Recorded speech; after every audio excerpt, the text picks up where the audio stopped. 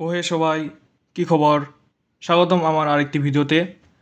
তো আজকের ভিডিওর বিষয় হচ্ছে বাংলাদেশে বিভাগ গঠনের কারণ ও ধাপে ধাপে প্রক্রিয়া। আজকের তারিখ হচ্ছে 18 তারিখ জুলাই মাস 2025 সাল 1:45। তো 2025 সাল অনুযায়ী বাংলাদেশে মোট 8টি বিভাগ রয়েছে। কী কী সেগুলো? সেগুলো হচ্ছে ঢাকা বিভাগ, চট্টগ্রাম বিভাগ, রাজশাহী বিভাগ, খুলনা বিভাগ, বরিশাল বিভাগ, সিলেট বিভাগ, রংপুর বিভাগ এবং সর্বশেষ ময়মনসিংহ বিভাগ। এবং আপনারা এখানে দেখতে পাচ্ছেন সেগুলো প্রতিষ্ঠার তারিখসমূহ। এছাড়াও বাংলাদেশ সরকারের কাছে বিভিন্ন এই 8টি ছাড়া আরও নতুন বিভাগ গঠনের জন্য বিভিন্ন অনুরোধ এসেছে, বিভিন্ন পরামর্শ এসেছে আর কি।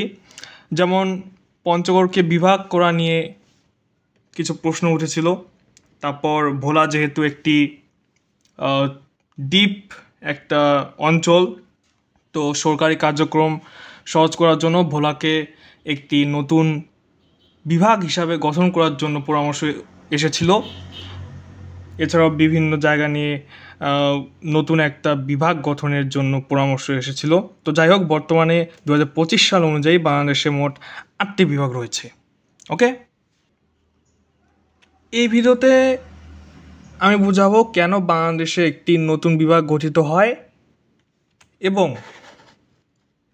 এবং তারপর আমি আপনাদের বুঝাবো বাংলাদেশে একটি বিভাগ গঠনের প্রক্রিয়া কিভাবে সম্পন্ন হয়।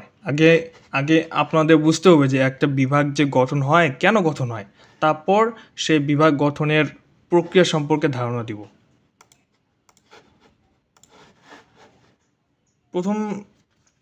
প্রথমেই কেন বাংলাদেশে একটি নতুন বিভাগ গঠিত হয়? সর্বপ্রথম কারণ প্রশাসনিক সেবা চাপে ভারসাম্যহীনতা।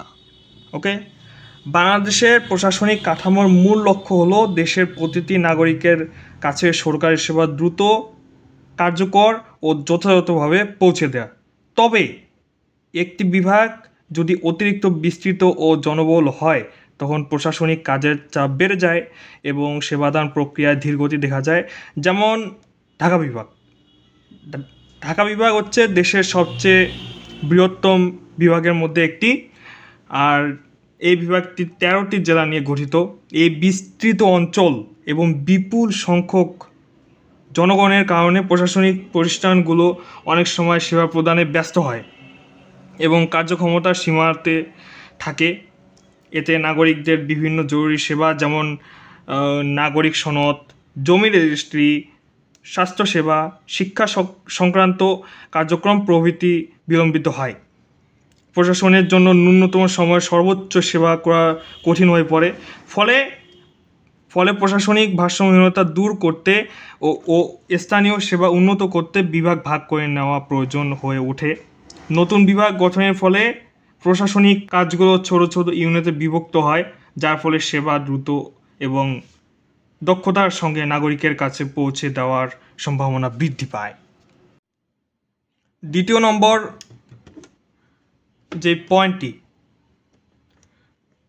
নম্বর পয়েন্টটি হচ্ছে জনসংখ্যার ঘনত্ব। বাংলাদেশ একটি অত্যন্ত জনবহুল দেশ এবং এর জনসংখ্যার চাপ প্রশাসনিক বিভাগের দক্ষতার উপর সরাসরি প্রভাব ফেলে। যখন কোনো বিভাগে জনসংখ্যা হঠাৎ করেই বাড়ে বা জনসংখ্যার ঘনত্ব বৃদ্ধি পায়, তখন প্রশাসনিক ব্যবস্থায় জটিলতা দেখা যায়। উদাহরণস্বরূপ ময়মনসিংহ বিভাগ 2025 সালে আলাদা করে গঠন করা হয়, যা পূর্বে ঢাকা বিভাগের অংশ ছিল। মূলত জনসংখ্যার অধিক চাপ এবং প্রশাসনিক কার্যক্রমের জটিলতা এ বিভাগের ভাগের অন্যতম কারণ ছিল।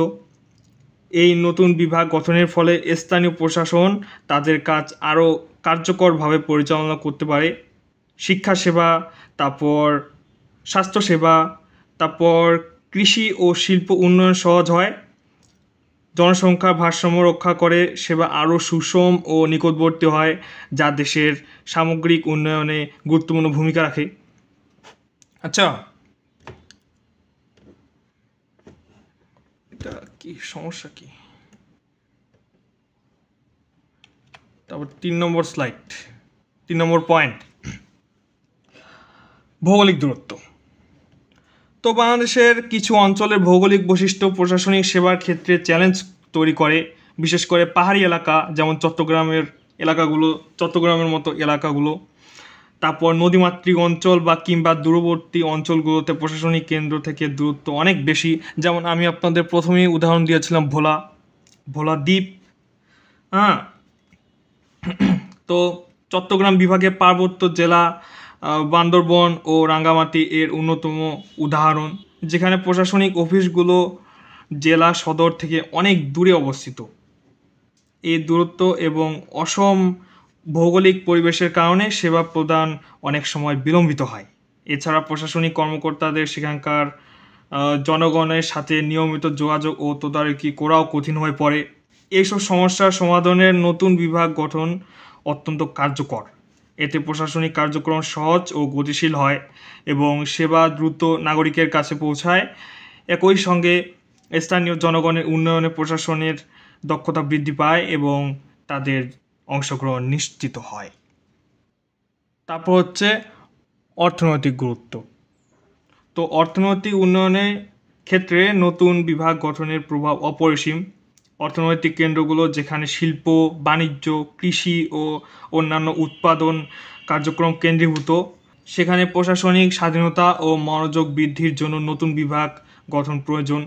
যেমন খুলনা বিভাগ এই প্রসঙ্গে গুরুত্বপূর্ণ উদাহরণ। খুলনা অঞ্চলে বাংলাদেশের প্রধান শিল্পাঞ্চল, বন্দর ও বাণিজ্যিক কর্মকাণ্ড রয়েছে। স্বাধীন বিভাগ হিসাবে খুলনা প্রশাসনিক ব্যবস্থার মাধ্যমে বিশেষ অর্থনৈতিক পরিকল্পনা গ্রহণ ও বাস্তবায়ন করতে সক্ষম হয়েছে। তারপর 5 নম্বর পয়েন্ট হচ্ছে সাংস্কৃতিক ও ঐতিহাসিক স্বাতন্ত্র্য। বাংলাদেশের ভৌগোলিক একত্বের মাঝে সাংস্কৃতিক ও ঐতিহাসিক বৈচিত্র্য স্পষ্ট। প্রত্যেক অঞ্চলের নিজস্ব ভাষা, ঐতিহ্য, উৎসব ও ইতিহাস রয়েছে, যা স্থানীয় জনগণের সাংস্কৃতিক পরিচয়ের অংশ। উদাহরণস্বরূপ, সিলেট বিভাগে সিলেটি ভাষা, খাদ্য ও উৎসব ইতিহাসের স্বাতন্ত্র্য রয়েছে, যা বাংলাদেশে এককভাবে স্বীকৃত। নতুন বিভাগ গঠনের মাধ্যমে এই সাংস্কৃতিক বৈশিষ্ট্যগুলো সংরক্ষণ ও উন্নয়নের সুযোগ পাওয়া যায়। স্থানীয় জনগণ প্রশাসনের সঙ্গে ঘনিষ্ঠভাবে যুক্ত হয়, তাদের প্রয়োজন ও চাহিদা বুঝে পরিকল্পনা গ্রহণ করা হয় সহজ। ঐতিহাসিকভাবে যদি আমরা দেখি তবে বলা যায় যে ঐতিহাসিক দিক থেকেও নতুন বিভাগ গঠন স্থানীয় ইতিহাসের মর্যাদা বৃদ্ধি করে, যা স্থানীয় গর্ব ও ঐক্যবোধকে জোরদার করে। তাই সাংস্কৃতিক ও ঐতিহাসিক স্বাতন্ত্র্য রক্ষা ও উন্নয়নের জন্য বিভাগ গঠন জরুরি। তারপর 6 নম্বর পয়েন্টটি হচ্ছে রাজনৈতিক সিদ্ধান্ত ও প্রতিশ্রুতি। নতুন বিভাগ গঠনের রাজনৈতিক কারণগুলো অপরিহার্য। প্রায় সময় নির্বাচনী প্রচারণায় জনপ্রতিনিধিরা ভোটারদের কাছে নতুন বিভাগ গঠনের প্রতিশ্রুতি দেন। রাজনৈতিক শক্তি ও স্থিতিশীলতা অর্জনে এটি গুরুত্বপূর্ণ ভূমিকা পালন করে। উদাহরণস্বরূপ, ময়মনসিংহ বিভাগের গঠন ছিল এক রাজনৈতিক সিদ্ধান্ত, যা দীর্ঘদিনের জনদাবি ও নির্বাচনী অঙ্গীকারের প্রতিফলন। তবে এই ধরনের সিদ্ধান্ত গ্রহণে অবশ্যই প্রশাসনিক দক্ষতা, জনস্বার্থ ও অর্থনৈতিক সক্ষমতার সঙ্গে সামঞ্জস্য বজায় রাখা প্রয়োজন। রাজনৈতিক প্রয়োজনে দ্রুত সিদ্ধান্ত নেওয়া যেতে পারে, কিন্তু বাস্তবায়ন পর্যায়ে যথাযথ পরিকল্পনা ও প্রশাসনিক কার্যক্রম বাধ্যতামূলক। রাজনৈতিক প্রতিশ্রুতি যখন বাস্তবে রূপ নেয়, তখন তা জনগণের আস্থা বৃদ্ধি করে এবং দেশের সামগ্রিক প্রশাসনিক কার্যক্ষমতাও শক্তিশালী হয়। তো এবার আসি জনদাবি ও গণ আন্দোলন ও স্থানীয় জনদাবি অনেক সময় নতুন প্রশাসনিক বিভাগ গঠনের পেছনে প্রধান প্রভাব ফেলে। জনগণ যখন দীর্ঘ সময় ধরে একটি নির্দিষ্ট অঞ্চলের উন্নয়নের দাবির আন্দোলন চালায়, তখন সরকার বাধ্য হয় তাদের দাবি বিবেচনায় নিতে। বাংলাদেশের বিভিন্ন অঞ্চলে এই ধরনের উদাহরণ পাওয়া যায়, যেমন বরগুনা, ঝালকাঠি, নোয়াখালী ও কুড়িগ্রাম অঞ্চলের জনগণ বহুবার তাদের প্রশাসনিক স্বাতন্ত্র্যের জন্য আন্দোলন চালিয়েছেন। এসব আন্দোলন স্থানীয় প্রশাসনের উন্নয়ন, সেবার নিকটতা এবং অংশগ্রহণমূলক প্রশাসনের জন্য গুরুত্বপূর্ণ ভূমিকা পালন করে। জনদাবি ও গণ আন্দোলনের মাধ্যমে সরকার জনমতের প্রতি সাড়া দিয়ে একটি সুষ্ঠু ও অন্তর্ভুক্তিমূলক প্রশাসনিক ব্যবস্থা গড়ে তোলার চেষ্টা করে। এভাবে স্থানীয় জনগণের সক্রিয় অংশগ্রহণ নিশ্চিত হয়, যা প্রশাসনিক দক্ষতা ও স্বচ্ছতাকে উন্নত করে। বাংলাদেশে একটি বিভাগ গঠনের প্রক্রিয়া কিভাবে সম্পন্ন হয়, এটা নিয়ে এবার কথা বলা যাক। তো বাংলাদেশে একটি বিভাগ গঠনের প্রক্রিয়া কিভাবে সম্পন্ন হয়, এই স্লাইডের সর্বপ্রথম যেই নতুন বিভাগ গঠনের প্রক্রিয়া শুরু হয় একটি সুস্পষ্ট ও বিস্তৃত প্রস্তাবের মাধ্যমে। এই প্রস্তাবটি সাধারণত সংশ্লিষ্ট জেলা প্রশাসন, স্থানীয় রাজনৈতিক প্রতিনিধিরা অথবা সংশ্লিষ্ট মন্ত্রণালয় থেকে প্রস্তুত করা হয়। এতে জনসংখ্যা, ভৌগোলিক এলাকা, প্রশাসনিক কার্যক্রম, অর্থনৈতিক ব্যবস্থা এবং স্থানীয় জনগণের চাহিদা সহ বিভিন্ন গুরুত্বপূর্ণ তথ্য সংযুক্ত থাকে। প্রস্তাবে স্থানীয় জনগণের মতামত ও চাহিদা অন্তর্ভুক্ত করা হয়, যা প্রস্তাবকে বাস্তবসম্মত ও শক্তিশালী করে তোলে। একটি যথাযথ প্রস্তাব ছাড়া বিভাগ গঠন কার্যকরী ও টেকসই নয়। পরবর্তী পয়েন্ট, প্রশাসনিক যাচাই ও পর্যালোচনা। প্রস্তাব জমা হওয়ার পর সেটি মন্ত্রণালয়, পরিকল্পনা কমিশন এবং সংশ্লিষ্ট সরকারি দপ্তরগুলোতে যাচাই বাছাইয়ের জন্য পাঠানো হয়। এই ধাপে প্রস্তাবের বাস্তবায়ন যোগ্যতা, সাথে অর্থনৈতিক ও সামাজিক প্রভাব এবং প্রশাসনিক সক্ষমতা এবং প্রয়োজনীয় বাজেট বিশ্লেষণ করা হয়। সরকারি কর্মকর্তারা ক্ষেত্র বিশেষে স্থানীয় জনগণের সঙ্গে বিভিন্ন কথা বলেন, স্থানীয় প্রশাসনের অবস্থা পর্যালোচনা করেন এবং প্রয়োজনীয় তথ্য সংগ্রহ করেন। এই পর্যালোচনা নিশ্চিত করে যে নতুন বিভাগ গঠনে দেশের সার্বিক উন্নয়নের সহায়ক হবে এবং অর্থনৈতিক ও সামাজিক ভারসাম্য বজায় রাখবে। তারপর স্লাইডে 3 নম্বর যেই পয়েন্টটি, সেটা হচ্ছে মন্ত্রিসভায় অনুমোদন। যাচাই বাছাই শেষে প্রস্তাব মন্ত্রিসভার কাছে উপস্থাপন করা হয়। মন্ত্রিসভা বিষয়টি গভীরভাবে আলোচনা করে এবং সংশ্লিষ্ট মন্ত্রণালয়ের মতামত গ্রহণ করে। মন্ত্রিসভায় অনুমোদন পেলে সরকার একটি নীতিগত সিদ্ধান্ত গ্রহণ করে। এই অনুমোদনেই নতুন বিভাগ গঠনের জন্য আনুষ্ঠানিকভাবে এক ধরনের সিল হিসাবে গণ্য হয় এবং এরপর সরকারি নোটিফিকেশন বা গেজেটের মাধ্যমে তা কার্যকর করা হয়। তারপরে কি হচ্ছে, সরকারি গেজেট প্রকাশ। তো মন্ত্রিসভার অনুমোদনের পর নতুন বিভাগ গঠন সরকারি গেজেট প্রকাশ করা হয়, যা আইনি স্বীকৃতি প্রদান করে। গেজেটের মাধ্যমে নতুন বিভাগের নাম, সীমা, সংশ্লিষ্ট জেলা ও উপজেলার তালিকা নিশ্চিত করা হয়।